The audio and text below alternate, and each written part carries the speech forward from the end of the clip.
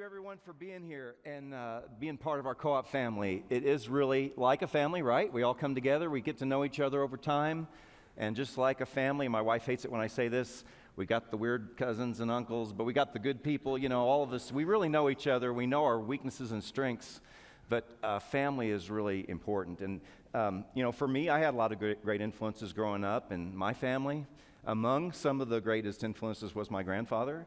And so I wanted to share a little bit about him. So he was a big influence for me. He was the kind of person who thought, if it can be built, I can train myself to build it. And so he was very much a do-it-yourself kind of guy. During the Depression, he built his own house. So it was during the Depression, you couldn't get materials, so he made it with some kind of weird stuff, but he did build a house. And he also had built radios and televisions. They had the first television in his neighborhood because he built it himself from a kit. So everybody would come to his house and watch the boxing match on a screen about this big around.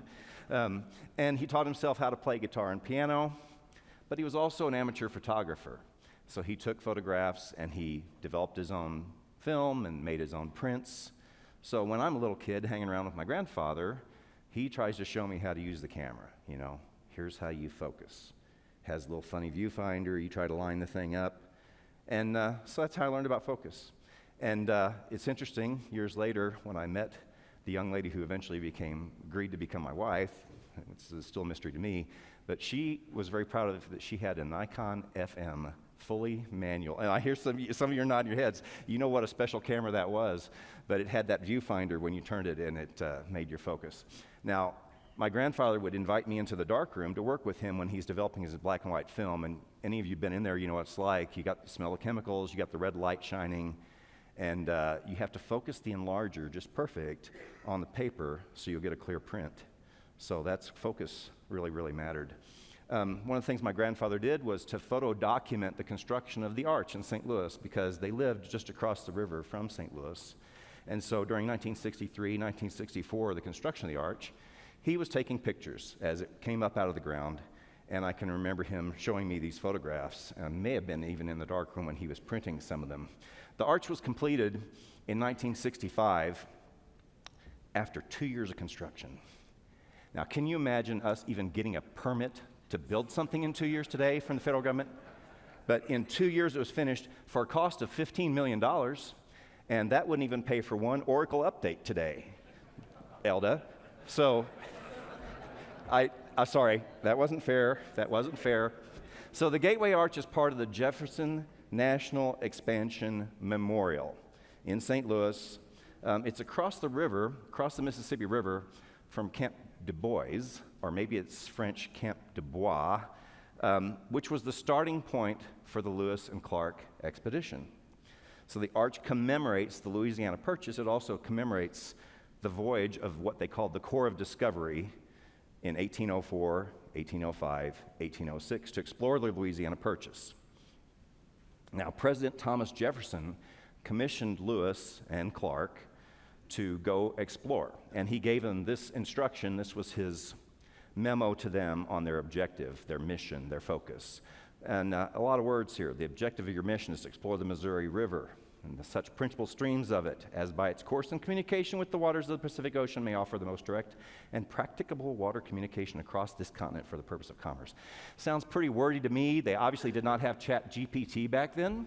So I put this into ChatGPT, and after 2 iterations of please summarize again, came up with this. Their mission was to explore the Missouri River to find a direct route to the Pacific Ocean. That was their focus. They were fully focused on that. And I just recently read the book, our chairman's read this book as well, Undaunted Courage. It documents the Lewis and Clark expedition from their journals that they kept. It's a fascinating read. You can think of it as the ultimate road trip, right?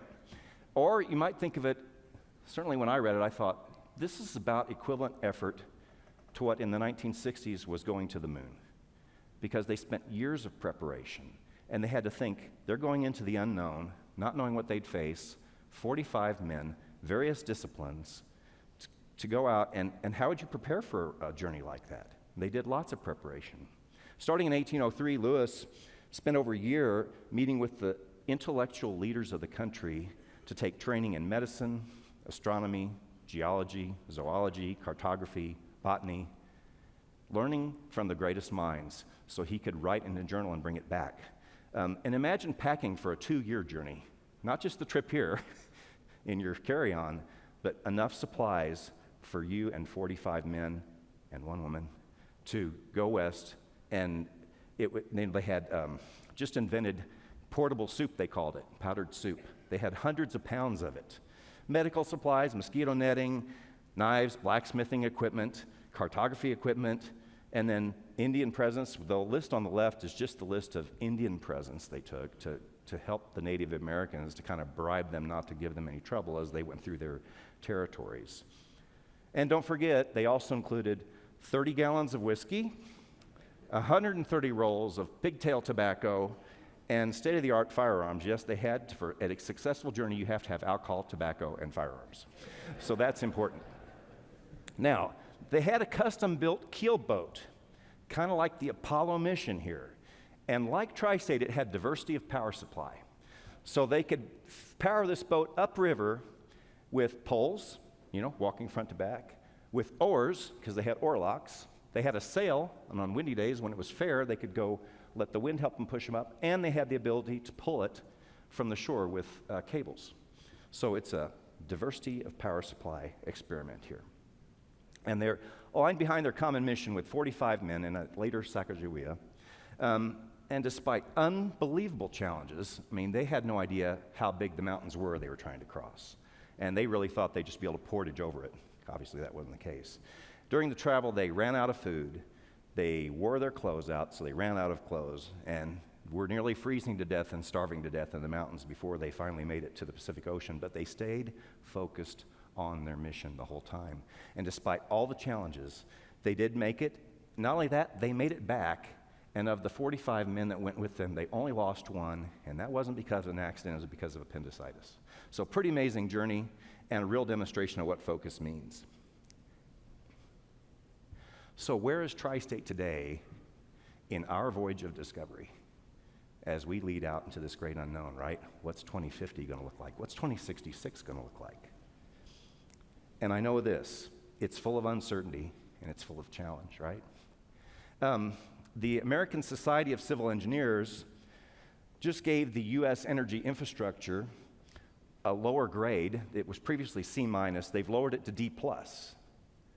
And the reasons are because of increasing demand, putting more strain on the grid, a patchwork of inconsistent state regulations. One state's more green, one state wants to preserve coal, insufficient transmission capacity to deliver power to load, and then the supply chain shortages of things like power transformers, electric power generators, combustion turbines, now on a 5-year lead time. So we're at a D+ as an overall industry. And Ascend Analytics, which are headquartered in Boulder, just published their energy transition trend predictions for 2025. And this is what they see as the greatest challenges for utilities in general for this coming year. How are we going to deal with tariffs and what that's doing to the cost of the things we have to buy to supply the needs for our members and our customers. AI and data center growth. Tri-State alone has right now over 4,000 megawatts of request for new interconnection, okay? Not all that's real by any means, but some part of it's real. And then what's the impact of solar on the load curve? Already, we're seeing most days negative pricing because of excess solar coming out of California, depressing prices across the entire western grid during the peak solar times of day. And then that impact on solar on the super peak when the sun sets and how fast the load grows after that, which leads for the need for more battery storage and the challenges in battery storage. The most cost-effective long duration batteries are not yet cost-effective. And then all of the above energy solutions, which we're hearing a lot about now. Suddenly everybody's talking about all of the above because Chris Wright, Secretary of Energy, is talking about all of the above. And frankly, for all of us, it has to be all of the above. To meet the challenging demands today, as quickly as loads are growing, it takes everything. Not just coal, not just oil, not just gas, not just hydro, not just wind, solar, batteries. We have to have all of it, and as fast as we can. So kind of the mantra is, build as much as you can, as fast as you can. These challenges, I know they sound tough, but because of our business model, we really shouldn't be worried, because by working together on a long-term goal and a long-term focus, we can minimize risk together and we can maximize our opportunity to meet those growing loads. That's what a G&T does. That's what we've always done. And when we focus on our mission, it brings clarity, which leads to results. So, what is our focus? And do we even have a plan? You've heard about this yesterday. We talked about our plan. It's easy for us, I think, compared to other utilities, because we focus on our member needs. You tell us to. It's what we do. We work for you. And so when we're focused on member needs, I think everything else just kind of falls in place. It's our sole purpose for existing. So some people, when they talk about Tri-State, they see our diversity as a problem. And I hear this from other folks when I'm talking with them. Oh, you must have some real trouble. You guys got all those diverse members. They have different interests and different opinions. They're trying to pull you in different directions. Actually, that's our strength. Because whether you're large, Poudre Valley, or you're smaller, Garland Electric, whether you're growing or shrinking, urban or rural, high density, low density, high load factor oil and gas load, low load factor irrigation, the fact of combining those kinds of systems together actually results in a lower overall cost to supply power, because one person's strengths and weaknesses offset another person's. And when you combine all those loads together, it kind of averages out, and we can actually build power supply that's cheaper than any one of those by themselves. Working together, we're more reliable, more affordable with less risk. So we also focus on reliability. When we focus on members, we focus on reliability. You tell us that's the most important thing. And I can say to you today, Tri-State is unmatched in our reliability and our plans for reliability. And I said it last year, I haven't got anybody take me up on it yet. I challenge you to show us another power supplier in this country, or on the planet, frankly, that is meeting the same level 2 reliability metrics that are built into our resource plan. Because we can prove with math that this is a more reliable plan than just the classic effective load carrying capability against your peak load and planning reserve margin. Because we do modeling in extreme weather events. We know we're not just the best in the region, we're probably the best in the industry right now in terms of our plans for reliability. We're certainly preaching it everywhere we go and trying to get the whole world to adopt this practice. Because when you start relying more and more on intermittent renewables like wind and solar, you have to prove that you have the real capacity to back it up when those resources aren't there. And I can promise everybody in this room, we don't count on the intermittent resources to meet your peak load. As Lisa Tiffin explained yesterday, we have the dispatchable resources that are still in the plan, still there to meet every bit of your peak load. Now, our focus beyond reliability is affordability. Those obviously, as Tim said, are in tension with one another. And yet we try to balance those two.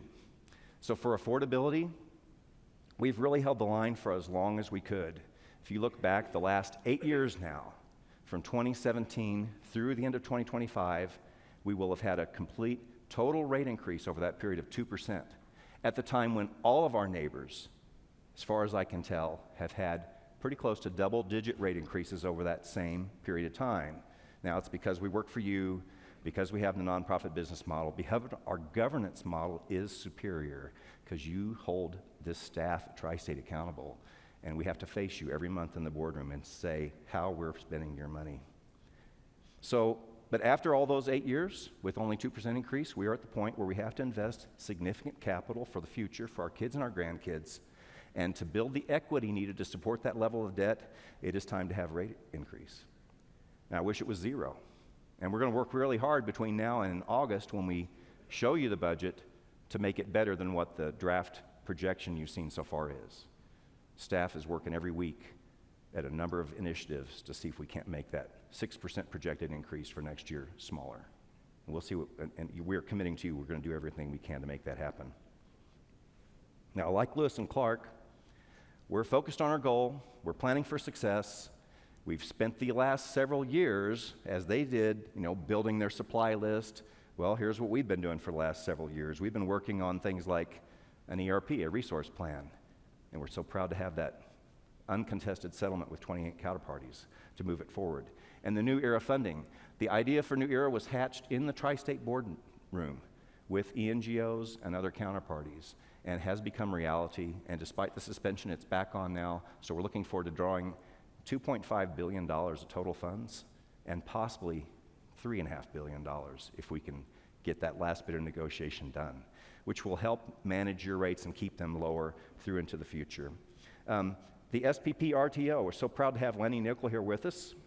SPP manages the grid. They're like the air traffic controller for the grid in currently 14 states, Lenny, but 18 million consumers that are served by the utilities under which they manage the grid. So just like being part of Tri-State and being part of a bigger group helps make things more reliable and more affordable with less risk, by us being part of Southwest Power Pool now, as they expand from 14 states to 17 states, and as they go from 18 million consumers to probably around 20 million consumers that are under that management, we're part of a bigger thing that's going to help make power more reliable, more affordable, with less risk. So really proud to see also the news this last week that Bonneville Power Administration, large federal agency that serves power in the Pacific Northwest, after an exhaustive study, has agreed that they're going to go with Southwest Power Pool for a day-ahead market rather than California. I think that's a great victory. Anybody want to give me a shout out for that? That's fantastic news. So that means that, like Lewis and Clark now, SPP has a footprint all the way out to the Pacific Ocean. And we can just see if we can shade in all those states between here and there. And again, the larger that network is, the better it is for us as members of Southwest Power Pool, and as they continue to grow their influence across the West. New era funding, we've talked a lot about that. The FERC filings for CTP, formulary rate, a high impact, I call it HILT tariff, high impact load tariff, which will allow us to more fairly take that excess that we have so that one load just doesn't take all that up and then raise costs for everybody. Instead, we're going to make sure that high impact loads like data centers that come in will cover their cost in a way that's fair for everybody. And it's a fair rate that doesn't over subsidize one load over another. The bring your own resource BYOR tariff, great flexibility for members, can provide 40% of your capacity. If you don't like what's happening with Tri-State's rates, one of your easiest ways to hedge that risk is to do a BYOR project.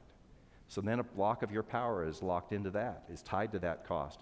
Board Policy 115, the BP 115 there on the screen, to increase that from 5% to 20% of your energy supply. So if you have a local tribal region that needs to put a solar project in and you're already at your 5% limit, you don't have to worry about it. Now we can go up to 20%. We can work directly with your member to try and access federal funding that could help make that more affordable for them. And so that's the extra flexibility under Board Policy 115. And finally, the demand response tariff, which lets us all work together with the controllable loads that we have and the controllable loads that we'll put together in the future to create a virtual power plant that can help reduce the cost of future capacity for all of us. And already many of you have controllable loads, whether it be irrigation or thermostats or water heaters or charging for your home, charging for automobiles. If those can be aggregated and the button controlled by Tri-State when it's needed for an overall membership, then it won't have to be exercised as often as you would have to do it for yourself for just to control against your own peak. You're guaranteed to get the peak benefits of reduction. We can pay you to pay your member to be part of the program, and it saves everybody money. So it's all the things we've been doing in preparation for our journey into the great unknown. This is going to make it safer for us to go on that voyage. As we even don't know what the future is, it's going to make it better. And finally, like Lewis and Clark, we built a great team. They had 45 different disciplines, soldiers and boatsmen and doctors, and everything with them. We've got a great team. You're going to hear from Craig Bowl, coach, in a few minutes. He's going to talk about building a team. But at Tri-State, I'm blessed to work with what I think is the strongest team in the G&T space. We're doing things nobody else is doing, and we're doing them with excellence. So would you all help me recognize them? The members of the Tri-State team, would you all stand, please? Help me recognize them.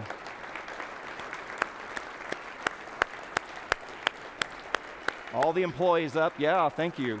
Thank you. So I'm just so proud to work with each and every one of them, and I think we have a bright future because of that. So after all this work and preparation, we are ready to launch our voyage of discovery. We have received the RFPs. 1,600 megawatts nameplate of new resources to come online. We are going to file that resource plan by April 11th. And that, we're on our journey then. The Colorado PUC will approve the list. We'll start releasing bids and be built off and building. We're going to file, now of course we've all asked you to consider contract extensions. We're going to take whatever we have. We're going to file those contracts with FERC by early June. We'd say about June 6th. And then FERC will have 60 days to consider those contracts, and we hopefully approve them. And that will put us in great shape as we meet with the rating agencies later in May to say, look where we are with contracts, look where we are with our resource plan. We want to be drafting currently loan documents with USDA for the new ERA money that will be drawn this summer. And all those plans come together as the initial part of our journey. Almost $3 billion is scheduled in new capital investment over the next 10 years at Tri-State to build for our kids and our grandkids, just as Tim was talking about. And that's a great opportunity for all of us. We're going to transform into even greater reliability than we have today. And now, more affordability. I know with the rate increase, that's not looking likely, but frankly, if you look at what all our neighbors are doing, PNM, Black Hills Energy, Pacific Corp, Colorado Springs Utilities, Excel, every single one of them has announced double-digit rate increases going into the future. So I think all of us are experiencing a similar pressure. I believe that because of our business model, at the end of the day, we'll still be better than they are because we work for you. So we'll have more reliability, more affordability than our peers, rate stability as we complete this transition, because the majority of the resources you will be using to supply your energy day to day will be fixed cost resources, like wind and solar and batteries that don't have a per megawatt hour cost associated with them. And more flexibility, because we're transforming those member contracts to give you the ability for BYR, BP 115, and demand response options. All under a member-driven, member-owned, nonprofit business model. Sounds like a sales pitch, doesn't it? And we've asked you all to join us in this journey to make a commitment to each other for the long term. It's not really a commitment to Tri-State. You're committing to your neighbors that you're going to have their back through 2066, no matter what happens. It's a way of sharing risk, a view for the long term, and the best possible future for our successors in this business and our kids. Whatever the future holds will power it, it's true. So the point of this whole meeting, if we had ChatGPT do a summary for us, would be, and we don't need AI to come up with this, by keeping our focus on member needs and working cooperatively together on reliability and affordability, flexibility, we'll continue to be the best option for all our members for decades to come. That's the thesis statement.